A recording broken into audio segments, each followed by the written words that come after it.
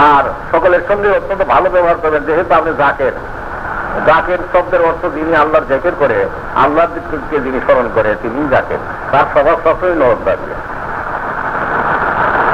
ছেলে মেয়েদের লক্ষ্য রাখবেন। আর বলছে সংসারের কাজের উপর লক্ষ্য রাখবেন, সংসার শক্ত করে ধরবেন, সংসার সাজায় তুলবেন। সংসার সাজায় তোলার পর তো অর্ধাঙ্গিনী আপনার স্ত্রী অর্ধেক কাজকে করে দেয়। কাজে কাজে তার সঙ্গে ভালোবাসা থাকবে। ছেলে মেয়েদের উপর লক্ষ্য রাখবেন, তাদের লেখাপড়ার দিকে লক্ষ্য রাখবেন। আর ব্যবসাটা দিকে লক্ষ্য রাখবেন। গোলা বুঝাই করে দান থাকলে কিছু ব্যবসা হাতে রাখবেন।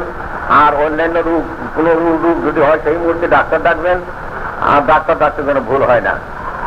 হোমিওপ্যাথিক ডাক্তারি ডাকেন আর এলোপ্যাথিক ডাক্তারি ডাকেন আর কবিরাজি চিকিৎসা করান। একটা না একটা চিকিৎসার দ্বারা রোগ মুক্ত করতে চেষ্টা করবেন। কিন্তু এই কথা যেন কেউ বলেন না যে আমরা ডাকেন, আমাদের কোনো চিকিৎসা লাগবে না, সেটা ভুল। সে কথাটা ভুল হবে। রোগ হলেই ডাক্তার ডাকবেন। আর অন্যান্য সমস্ত কাজ গ্রাম্য কলহ সালিসের দ্বারা মীমাংসা করবেন। কোর্টে কেউ সরকার ব্যবহার করেন না। আর যদি কোর্টে কোনো কেস থাকে ভালো উকিলের দ্বারা তদবির করে যাতে করে জয়ী হইতে পারেন তাহলে চেষ্টা করেন। সম্পত্তি বাড়াবার চেষ্টা করবেন, সম্পত্তি ক্রয় করবেন না। আর স্থাবর সম্পত্তি, জমি জমা জমি এদেরও লক্ষ্য রাখবেন। স্থাবর সম্পত্তি প্রায় বিক্রি করবেন না। একান্ত ঠেকা না হইলে স্থাবর সম্পত্তি কেউ বেচবেন না।